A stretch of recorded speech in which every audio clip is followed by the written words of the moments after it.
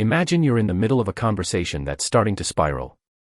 Voices rise, words sting, and suddenly, the exchange feels like a battlefield.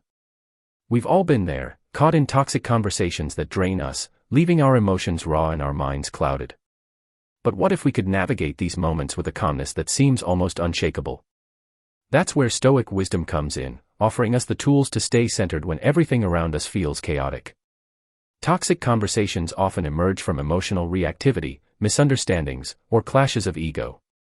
The challenge is not the other person's words or actions, they're outside our control, but how we choose to respond. The Stoics remind us that our power lies in mastering our own judgments and reactions, not in trying to control others. This shift in focus is the foundation for handling toxicity without losing our inner peace. The first tactic I want to share is simple yet profound: pause and observe your emotions. This tactic reveals the strength of mindfulness in moments of conflict.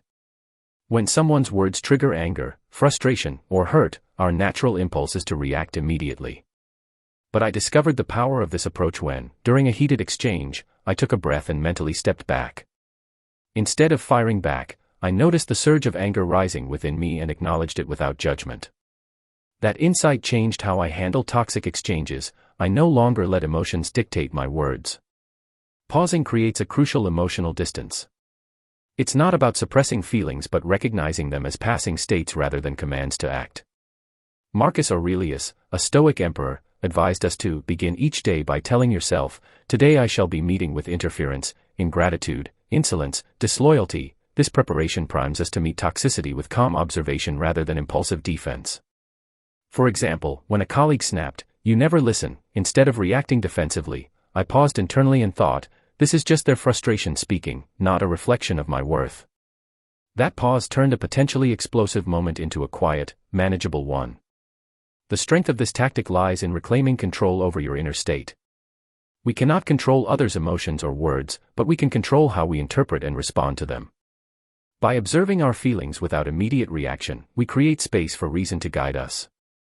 Building on this foundation, the second tactic invites us to ask clarifying questions instead of reacting.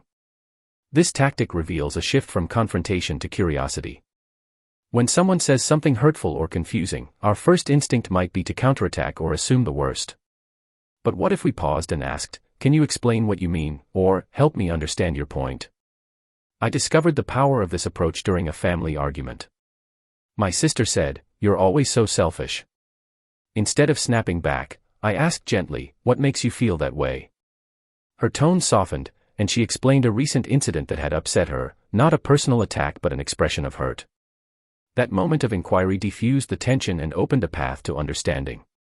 This tactic aligns closely with Stoic teachings on empathy and reason. Epictetus, one of the great Stoic philosophers, emphasized distinguishing between what is up to us and what is not.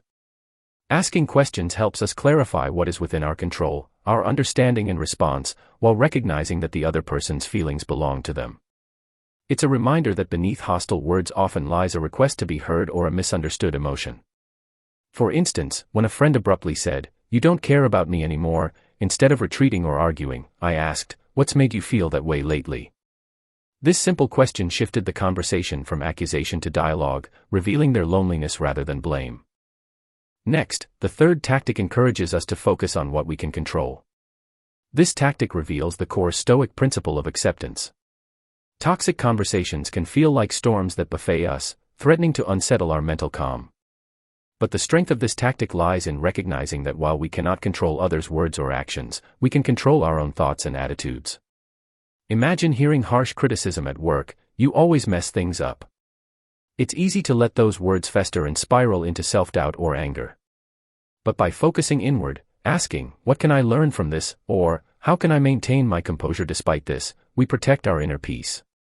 The Stoics taught that external events are indifferent, what matters is how we respond. Epictetus said, "It's not what happens to you, but how you react to it that matters."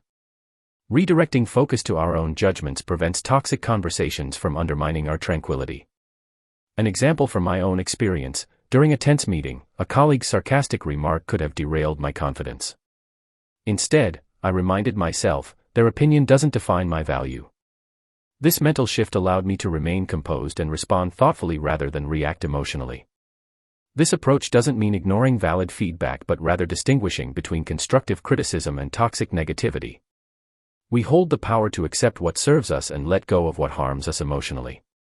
Together, these first 3 tactics lay the groundwork for navigating toxic conversations with a Stoic mindset.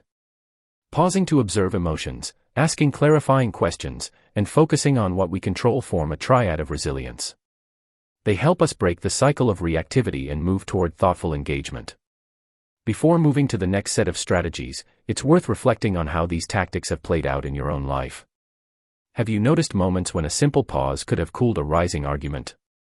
Or times when a question might have opened understanding instead of closing doors? Recognizing these patterns is the first step toward mastering your responses and reclaiming peace in challenging interactions. By embracing these Stoic principles, we begin to see toxic conversations not as battles to win or lose but as opportunities to practice patience, clarity, and emotional strength. This mindset shift is not about avoiding discomfort but about transforming how we engage with it, turning potential conflict into a space for growth and calm. Let's carry this awareness forward as we explore the next tactics that build on these foundations, deepening our capacity to neutralize toxicity with wisdom and grace.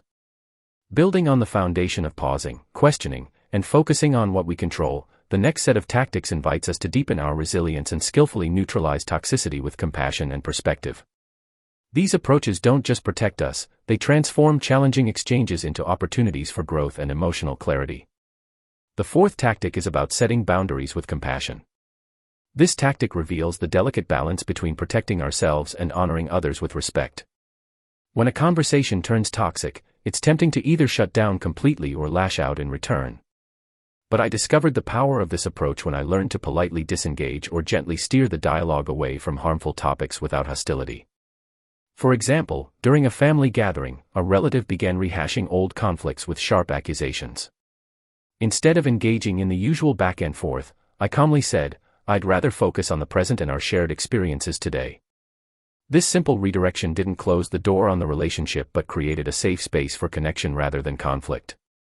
The strength of this tactic lies in its balance. Like a Stoic's practice of justice, it honors both our own needs and the dignity of others. Setting clear boundaries prevents being dragged into negativity, yet it preserves relationships by avoiding aggression or withdrawal. It's a compassionate refusal to be consumed by toxicity. This approach aligns with the Stoic ideal of self-respect and fairness. Epictetus reminds us that no man is free who is not master of himself. By mastering our involvement in conversations, we remain free from the chains of reactive toxicity. The 5th tactic invites us to reframe negative statements as opportunities. This tactic reveals the Stoic art of turning obstacles into advantages. Toxic comments or criticisms can feel like personal attacks, but what if we saw these moments as chances to practice patience, detachment, or self-improvement? I discovered the power of this reframing when a colleague snapped, "You always mess things up." Instead of sinking into frustration, I thought, "This is a chance to check if I missed something and improve." That shift didn't just reduce emotional harm, it transformed criticism into a tool for growth. This mindset reflects the Stoic belief that external difficulties are opportunities for inner strength. Marcus Aurelius wrote, "The impediment to action advances action.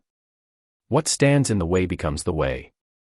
By reframing negative statements, we embrace challenges as steps on our path rather than stumbling blocks. An example from my own experience, when a friend said, "You're never there when I need you," instead of taking it as blame, I paused and considered how I could be more present without losing my own balance. This reframing opened honest dialogue and strengthened our relationship rather than fracturing it. The strength of this tactic lies in its transformative power. It invites us to meet toxicity not with resistance but with curiosity and growth. This doesn't mean accepting abuse but choosing how we interpret and respond to difficult words.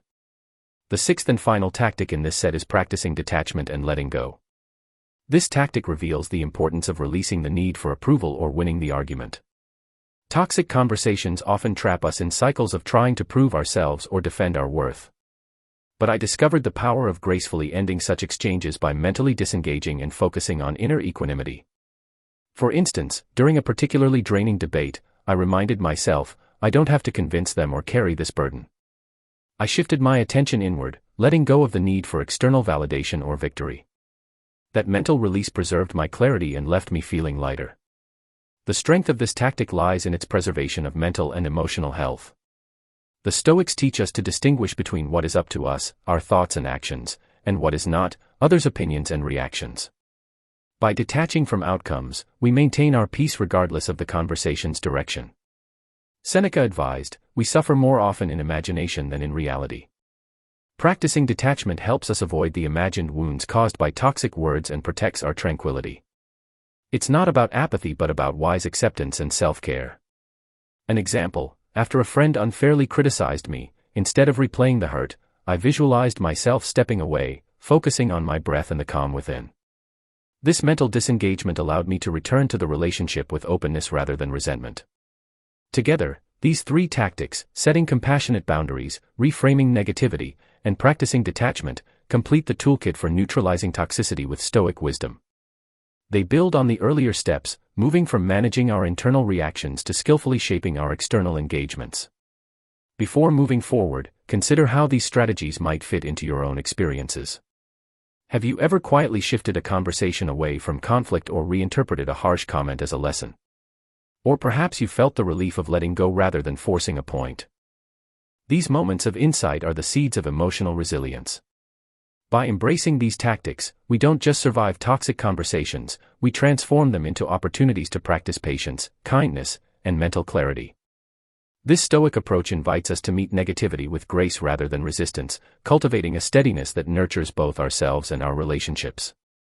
As we continue to explore these principles, remember that each tactic reveals a facet of Stoic strength: calm observation, empathetic inquiry, focused control, compassionate boundaries, positive reframing, and mindful detachment.